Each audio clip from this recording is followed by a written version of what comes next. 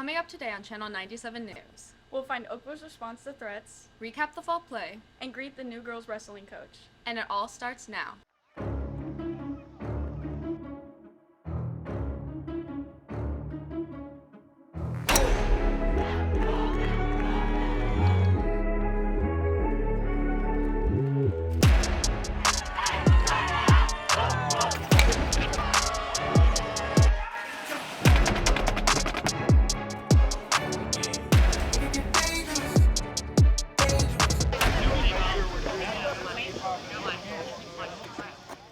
Welcome to Channel 97 News. I'm Maddie. And I'm Jana. We start with announcements.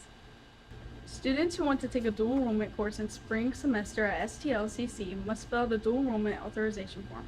Please submit to Mr. Ventimiglia in the guidance office by December 9th. Order your 2023 yearbook now to save $5.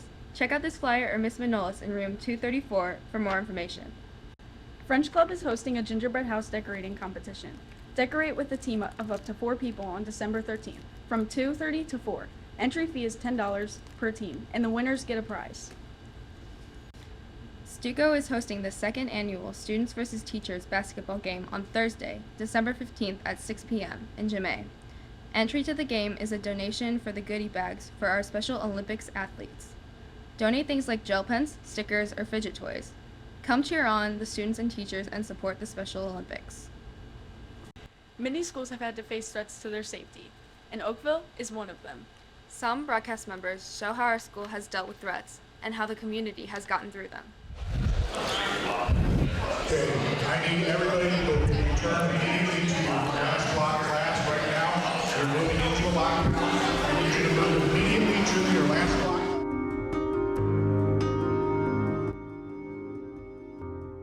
Horrified. Concern. On edge.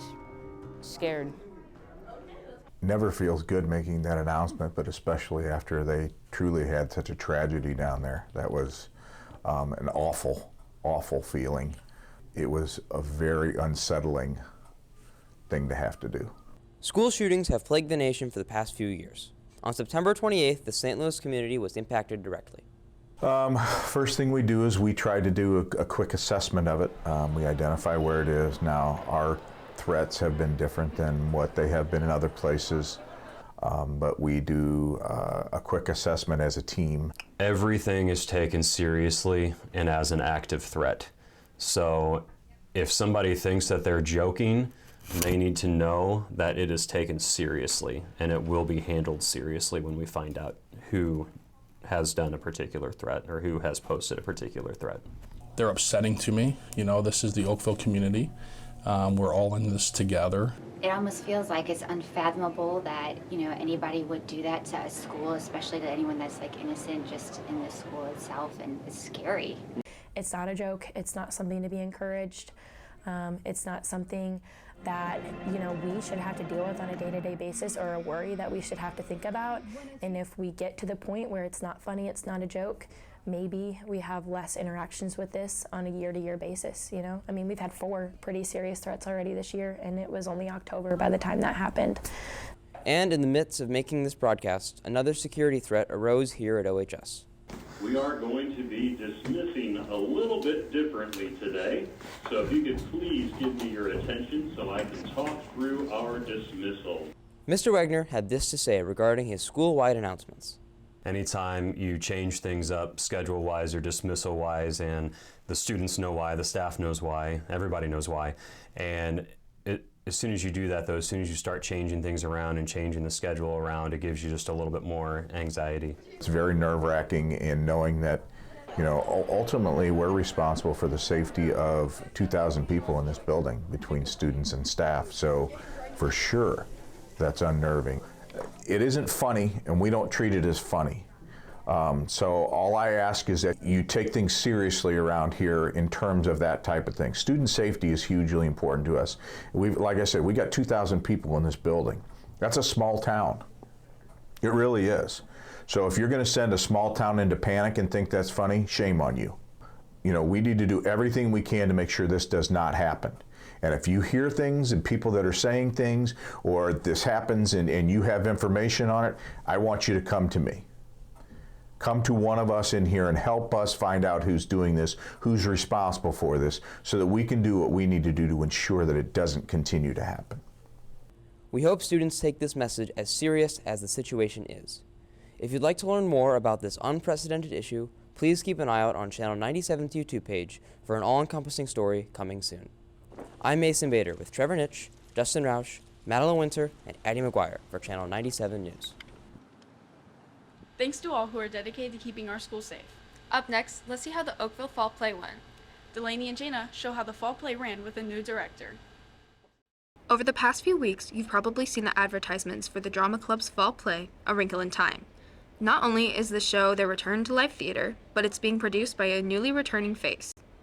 So I'm the theater teacher at Oakville. I actually graduated from here in 2018, and I was a part of the theater program while I was in high school. So I get to be back here running my old program that I really love, so that's super exciting.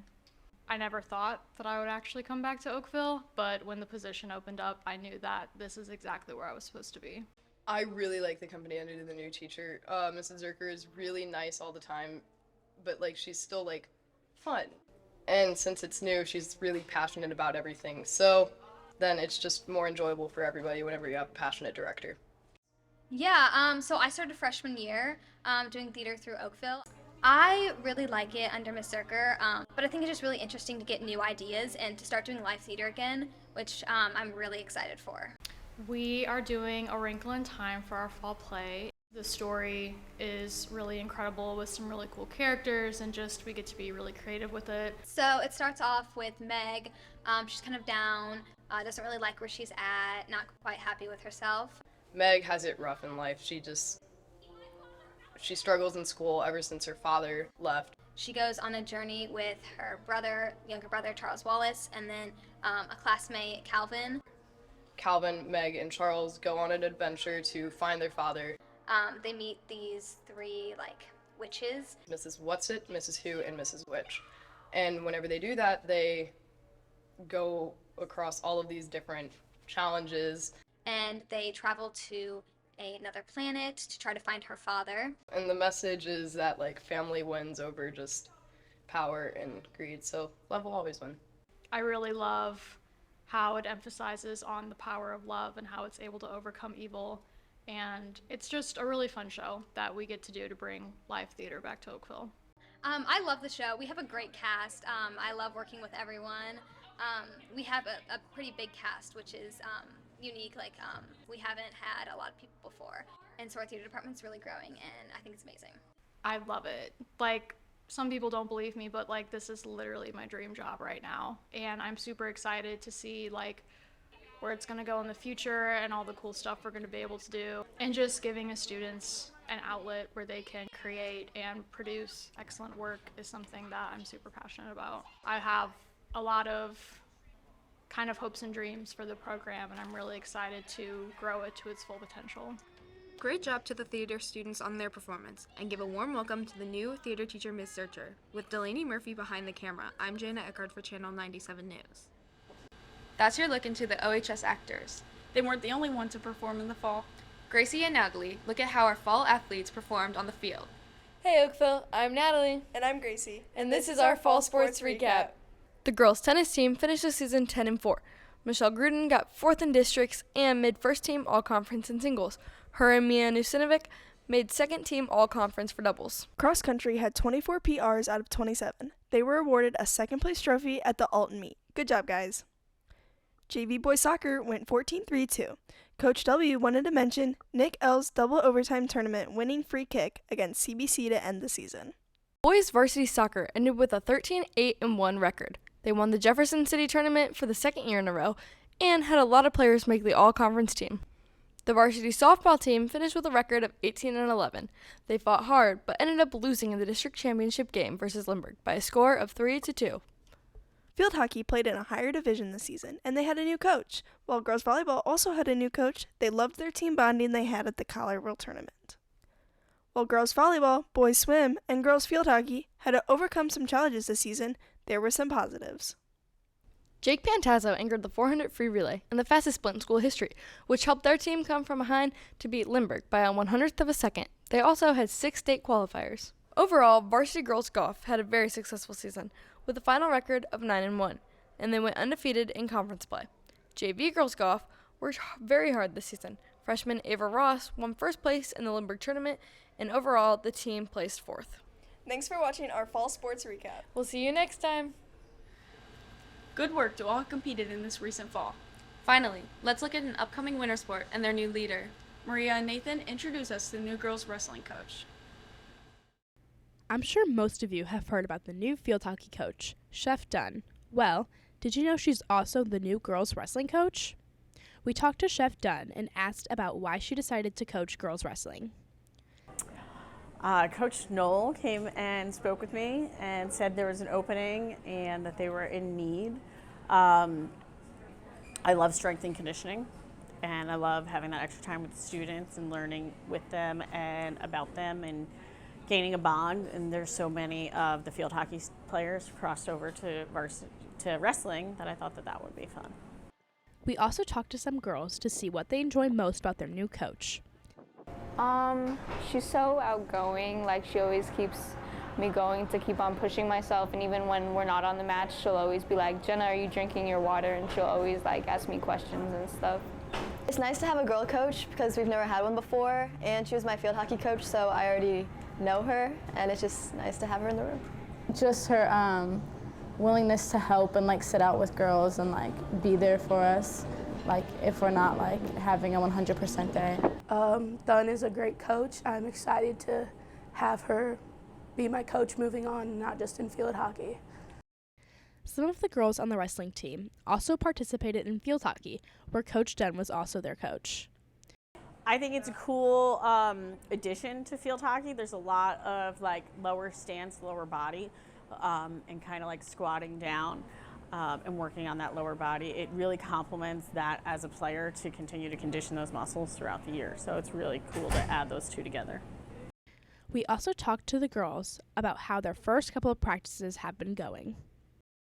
My favorite thing is probably kind of like a moment, our last practice we did sprints, and like someone was like running behind and like couldn't really do it as well, and like she kind of like stepped up and like ran with them and like kind of like took them through it. So like I thought that was really nice to her and kind of like showed a lot of character. With Nathan Baker behind the camera, I'm Maria Parisi for Channel 97 News. That's all the stories for today. Thank you for watching, and please visit myohsonline.com where you can find plenty of student-written stories. I'm Maddie. And I'm Jaina. And remember, Oakville, keep your eyes on the Tigers.